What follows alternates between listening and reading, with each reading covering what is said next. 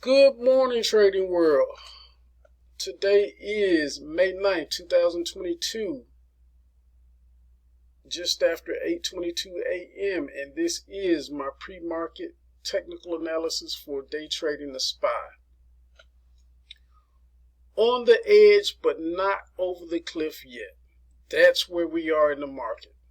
This market is still holding on. However, there are a lot of disturbing things that want to play tricks on your technical analysis eyes. The fact that on the daily chart it appears to be a double bottom, or how about the fact that there's a bullish divergence going on along with that double bottom. These are all technical signs of a bounce building, but they are fundamental, quantitative, as well as technical signs that say something is not right. Remember the pre-market about dissonance in the market? Things that say something isn't right. Let's talk about the market maker's expected move real quick. All right, we're going to take last week as an example because this week the market maker's expected move shrunk from where it was last week to what they have given us this week. And the reason why that is not right to me is typically, it's based on the amount of true movement that we've had. So for an example, these numbers are not correct because I don't have the time to go back and look up the exact numbers. But let's just say on the SPX, we had a expected move of plus or minus 160.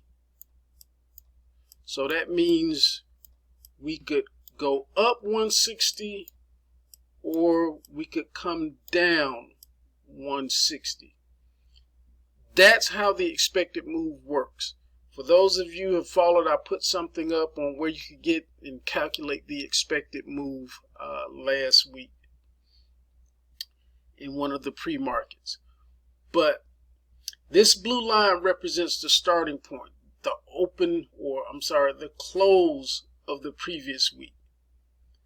And we calculate the expected move based on that, meaning from that close we could go up 160 or we could go down 160. And market makers usually make that expected move based on movement or where we end up at from the previous week. Last week we moved all of that 160 and then some. We moved all the way up to the upper edge of the expected move. So we got all of that 160. And then by the end of the week, we moved another 160 back down to where we started.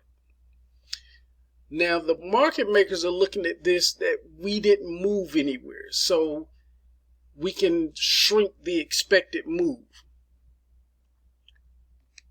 But for me,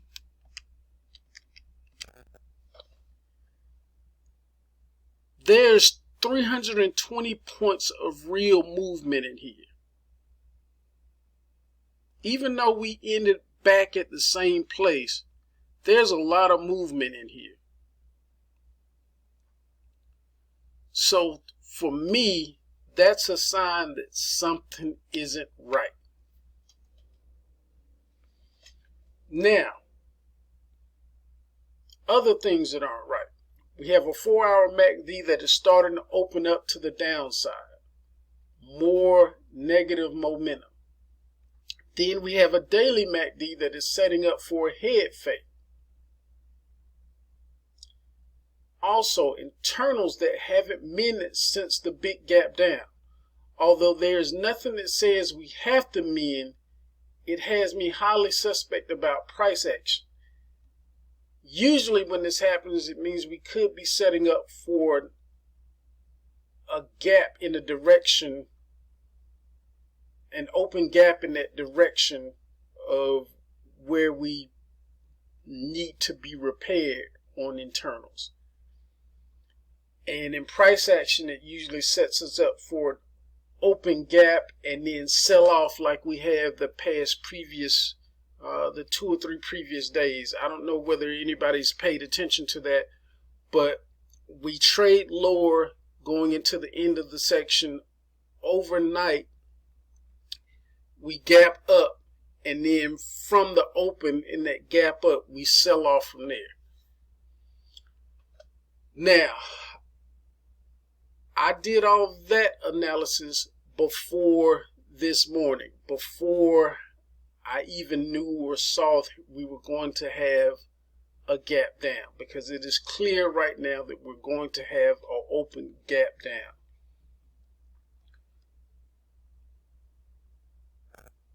Now, for those of you that follow the pre-market that I did on the 6th,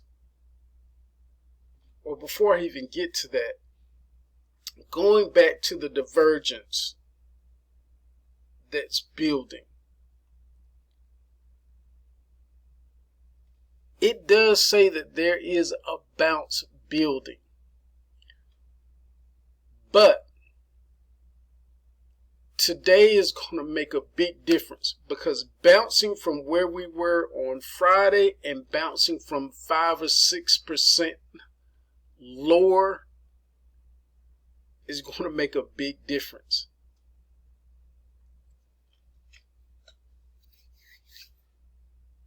Now, with all that being said, I hope you went back and watched the pre-market from the 6th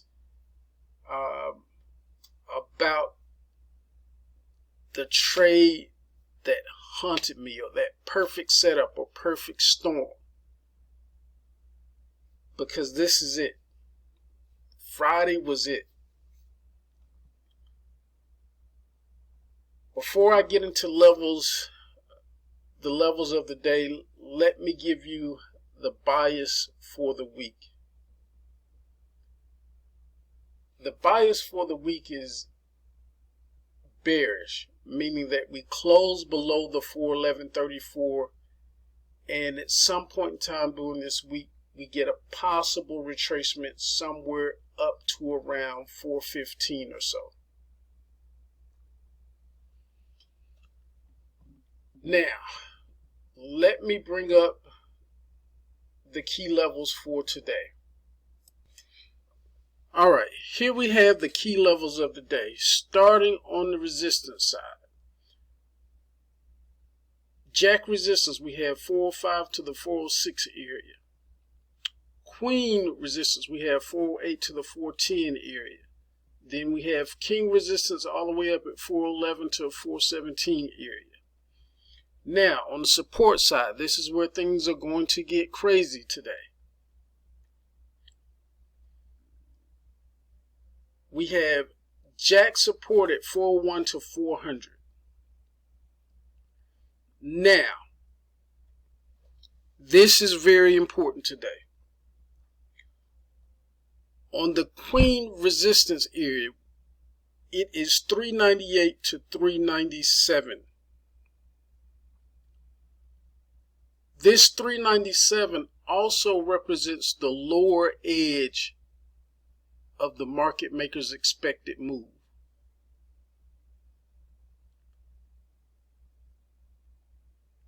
Breaking below this is where things can get crazy. I've already explained dynamic hedging. Doesn't matter what happens,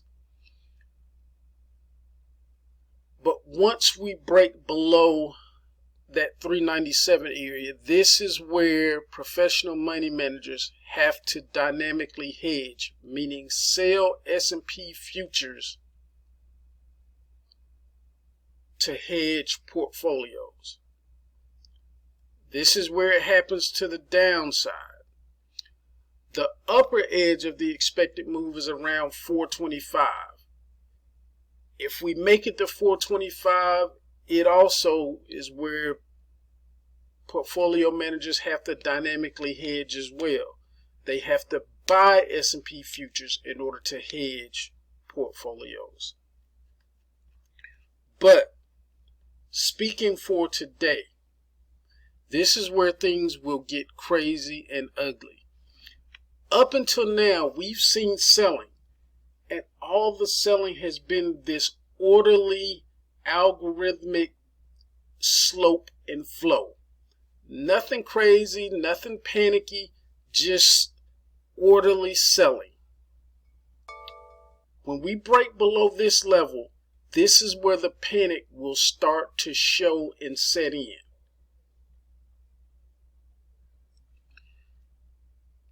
Also at this point, this is where we get to that crazy point where we start to see margin calls, redemptions. All of these things start to add to the selling and make it panicky and crazy. Redemptions, margin calls, this is where the broker says, okay, you've let a position go on far enough against you, or you don't have enough margin, we're going to take you out of the position. And it's basically sell at any cost. Redemptions, people calling in saying, I'm looking at my portfolio, I've lost enough, get me out, sell right now. This is where all of that stuff happens. And this is where things get panicky and crazy. And this is the part where I'm always preaching about put your helmet on and buckle up. This is that point. Now, there's a level below this, 395 to 394, that I have marked as the king support for today. But when things get panicky and crazy, levels start to matter less. And this is where you have to have a feel for market strength, for market internals as a whole, to see when things are going to level off. And intraday levels like this matter less and less. And I tend to put just a bit more weight onto the channels themselves.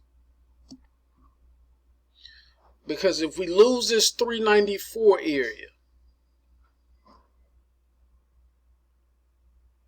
we need to pay attention to the channel. And like I said, this 397 not only represents the market makers, the lower edge of the market makers' expected move, but it also represents the lower edge of the current major channel that we're in. Now the next channel below,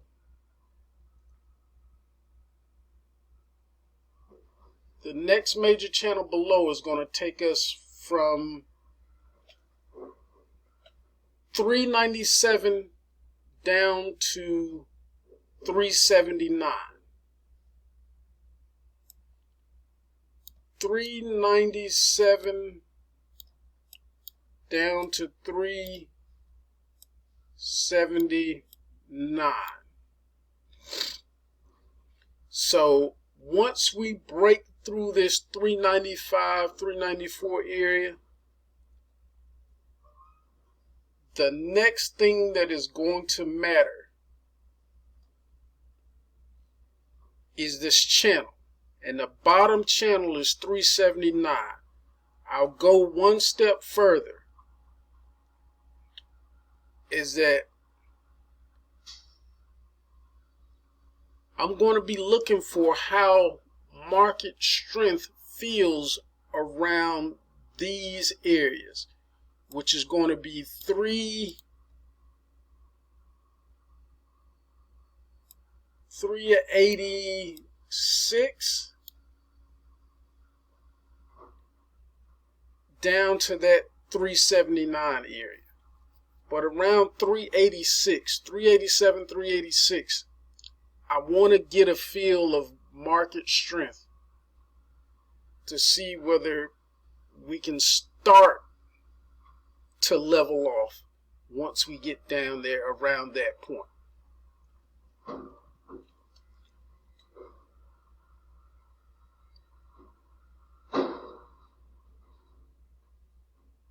Now, the main thesis for today, believe it or not, the main thesis is bullish, closing above 411.34 with a projected target or high somewhere between 411 and 417. Let me emphasize this. Explosive breaks will often happen on the alternate move. When everybody is expecting and leaning one way, that's when we get that explosive break in the opposite direction. So, there is huge importance on the alternate thesis today. The alternate thesis says bearish bias, closing below 411.34 with a projected low or target of about 402 to 394.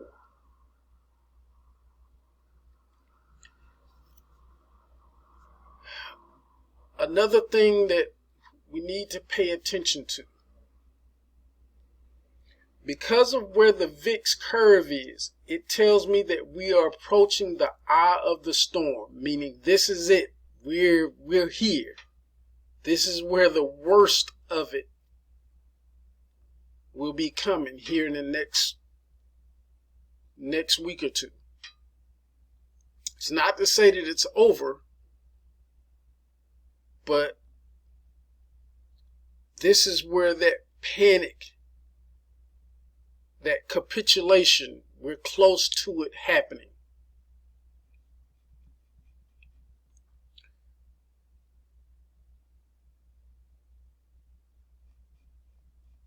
And the reason I say that with VIX, because the curve on the VIX looks more like this right now. You have 9-day VIX at 29. You have the 30-day VIX at 33. And then you have the 3-month VIX out at 32. And then the 6 months VIX still out at 32 and some change. So this kind of tells us that we're in the eye of the storm or approaching the eye of the storm. And I didn't draw that completely correct because the curve actually looks more like this. Forgive my freehand. I'm going to stop trying to do that. But that's important to know. Also, with the VIX approaching 34, I usually give scenarios on the day. However, when we approach or go up above that 34 on the VIX handle, things get crazy enough to where it feels like we experience 2 day structures all in the same day. We could have a complete downtrend day the first part of the morning, and then we could have a complete uptrend day the second half of the day, or vice versa. And actually, that's pretty much what I'm looking for. So it's going to be hard to give you a day structure today because it's going to be so blended.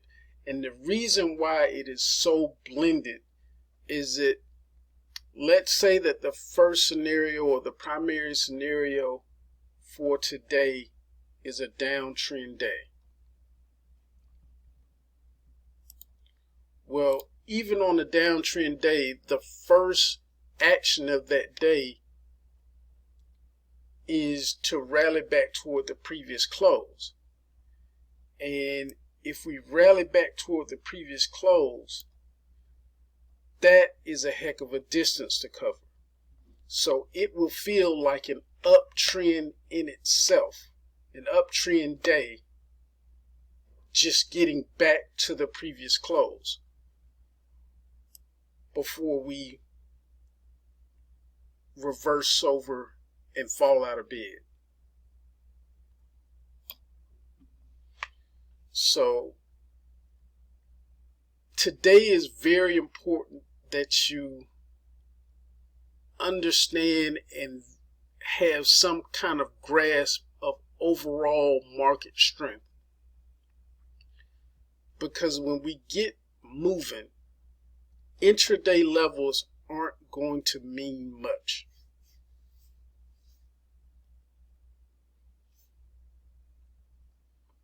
So hopefully you understand the importance. Hopefully you're positioned to take advantage of this, because this is truly a time where you should be able to sit back and manage positions. Because putting on new positions right now is going to be extremely hard. The SPY moves usually maybe a point and a half in a day. I mean, granted, the last month or so it's been different because of the elevated volatility. But today on the SPY, the reason it's going to be so hard to put on positions is because 1 minute we could be trading at 400. 2 minutes later we could be trading around 410. 5 minutes after that we can be trading again below 400. So putting on positions in this type of environment is going to be challenging, to say the least. I normally trade NASDAQ and S&P futures. Today's one of those days where I'm not even thinking about looking at futures right now. Because if you're looking at a dome, or if you're looking, and I've had this happen to me before, I trade with a bracket when I trade futures. And I've put on orders in this type of environment where in futures you can place an order, get tapped in, and the prices move past your bracket before it even gets a chance to react, like you didn't even have a bracket on. And instead of your stop loss being the 200 that you thought, you open up a position and you're down 500 or 600. So this is not the environment to play around in. You have to know and understand your risk in this type of an environment. And if you're not adept in volatile situations, please sit on your hands, watch, trade sim, whatever you have to do, but this is not the time to play. All right. I've ran my mouth enough. I was going to try to put up some scenarios, but I'm not even going to do that. Probability is pretty much even for all the day structures. Again, you need to have a feel for overall market strength. Intraday levels don't really matter, but if you're here and you're trading, I think I've given you enough over the last 2 days as far as where we're going and how you need to handle it and leaning on channels and not intraday support and resistance. With that, again, I hope you understand the risk. I hope you know your risk. Wishing you a positive trading day. Have a great one.